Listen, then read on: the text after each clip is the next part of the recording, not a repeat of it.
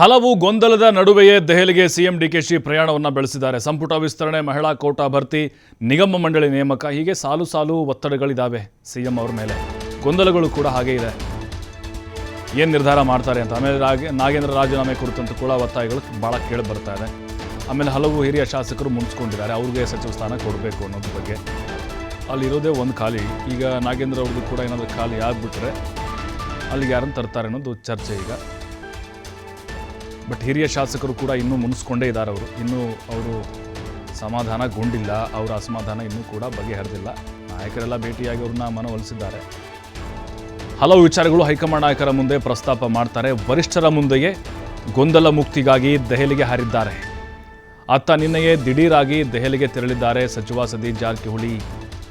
ಇತ್ತ ರಾಜ್ಯದಲ್ಲೇ ಇದ್ದಾರೆ ಎಐಸಿಸಿ ಅಧ್ಯಕ್ಷ ಮಲ್ಲಿಕಾರ್ಜುನ್ ಖರ್ಗೆ. ಅವರ ಅನುಪಸ್ಥಿತಿಯಲ್ಲಿ ನಡೆಯುತ್ತಾ ಹಾಗಾದರೆ ಹೈ ವೋಲ್ಟೇಜ್ ಮೀಟಿಂಗ್.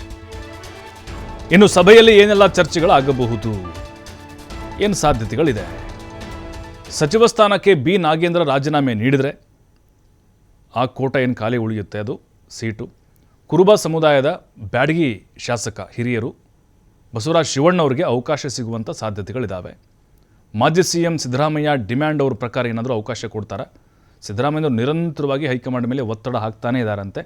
ಬಸವರಾಜ ಶಿವಣ್ಣವ್ರಿಗೆ ಅವಕಾಶ ಕೊಡಬೇಕು, ಕುರುಬ ಕೋಟಾದಡಿ ಹಿರಿಯ ಶಾಸಕರಾಗಿದ್ದಾರೆ ಉತ್ತರ ಕರ್ನಾಟಕ ಭಾಗದಲ್ಲಿ ಅಂಥೇಳಿ ಅವರು ನಿರಂತರವಾಗಿ ಬ್ಯಾಟ್ ಮಾಡ್ತಾನೆ ಇದ್ದಾರೆ.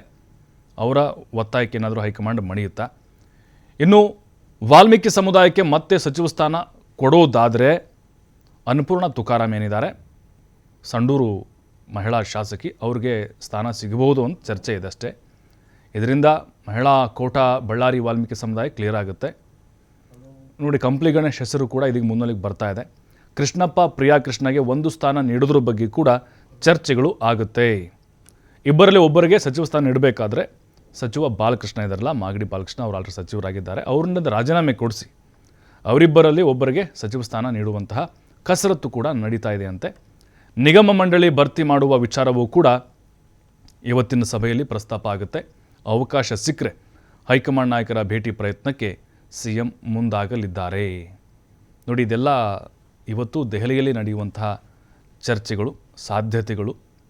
ಕುರುಬ ಸಮುದಾಯದಿಂದ ಶಿವಣ್ಣವರವ್ರಿಗೆ ಅವಕಾಶ ಮಾಡಿಕೊಡಬೇಕು ಅನ್ನುವಂಥ ನಿಟ್ಟಿನಲ್ಲಿ ಚರ್ಚೆಗಳು ನಡೀತಾ ಇದೆ. ಆಲ್ರೆಡಿ ಹಾವೇರಿಗೊಂದು ಕೊಟ್ಟಿದ್ದಾರೆ ರುದ್ರಪ್ಪ ಲಮಾಣಿಗೆ, ಮತ್ತೊಂದು ಶಿವಣ್ಣವ್ರಿಗೆ ಮಣೆ ಹಾಕ್ಬೋದು ಅನ್ನೋದು ಸದ್ಯಕ್ಕೆ ಬರ್ತಿರುವಂಥ ಮಾಹಿತಿಗಳು. ಇನ್ನು ಆ ಸ್ಥಾನಕ್ಕೇನಾದರೂ ನಾಗೇಂದ್ರ ರಾಜೀನಾಮೆ ಕೊಟ್ಟರೆ ಮತ್ತೆ ವಾಲ್ಮೀಕಿ ಸಮುದಾಯಕ್ಕೆ ಮಣೆ ಹಾಕಬೇಕಾದ್ರೆ ಅನ್ನಪೂರ್ಣ ತುಕಾರಾಮ್ ಇದ್ದಾರಲ್ವ, ಅವ್ರಿಗೆ ಅವಕಾಶಗಳು ಅಂದರೆ ವಾಲ್ಮೀಕಿ ಕೋಟಾದಡಿ ಸಿಗ್ಬೋದು ಅಂತಿದೆ. ಆಮೇಲೆ ಕಂಪ್ಲಿ ಗಣೇಶ್ ಅವರ ಹೆಸರು ಕೂಡ ಈಗ ಮುನ್ನೆಲೆಗೆ ಬರ್ತಾ ಇದೆ. ಇನ್ನು ಬಾಲಕೃಷ್ಣ ಅವರಿಂದ ಏನೋ ರಾಜೀನಾಮೆಯನ್ನು ತೆಗೆದುಕೊಳ್ಳೋದ್ರ ಬಗ್ಗೆ ಕೂಡ ಆಲ್ರೆಡಿ DK ಸುರೇಶ್ ಅವರೇನೋ ಅವರು ಮನವೊಲಿಸುವಂಥ ಪ್ರಯತ್ನಕ್ಕೇನೋ ಕೈ ಹಾಕಿದ್ದಾರೆ ಅನ್ನೋ ಸುದ್ದಿಗಳು, ಊಹಾಪೋಹಗಳು ಅಂತ ಹೇಳ್ತಿದ್ದಾರೆ. ಇನ್ನು ಕಾವೇರಿ ವಿಚಾರವಾಗಿ ಕೂಡ ಸುಪ್ರೀಂ ಕೋರ್ಟ್ನಲ್ಲಿ ಯಾವ ರೀತಿ ಕಾನೂನಾತ್ಮಕ ಹೋರಾಟ ಮಾಡಬೇಕು ಅನ್ನೋದು ಅವಕಾಶ ಸಿಕ್ಕರೆ ಇದು ವಕೀಲರ ಜೊತೆಗೆ ಸಭೆಯನ್ನು ಮಾಡ್ತಾರೆ DK ಶಿವಕುಮಾರ್.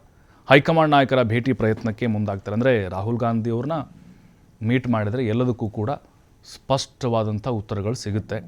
ಈಗ ವೇಣುಗೋಪಾಲು, ಸುರ್ಜೇವಾಲಾ ಅವ್ರ ಜೊತೆಗೆ ಚರ್ಚೆಯನ್ನು ಮಾಡ್ತಾರೆ.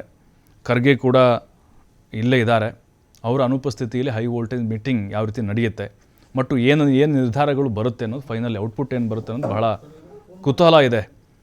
ಕುರುಬ ಕೋಟಾಗೆ, ಕುರುಬ ಸಮುದಾಯಕ್ಕೆ ಅವಕಾಶವನ್ನು ಕೊಡ್ತಾರಾ ಅಥವಾ ಮತ್ತೆ ವಾಲ್ಮೀಕಿ ಸಮುದಾಯದವರಿಗೆ ಮಣೆ ಹಾಕ್ತಾರಾ?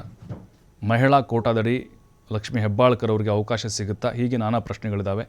ನಿಗಮ ಮಂಡಳಿಗಳಿಗೆ ಯಾವ ರೀತಿ ಹಂಚಿಕೆ ಮಾಡಲಾಗುತ್ತೆ? ಸಾಮಾನ್ಯ ಕಾರ್ಯಕರ್ತರಿಗೆ ಅವಕಾಶ ಸಿಗುತ್ತಾ?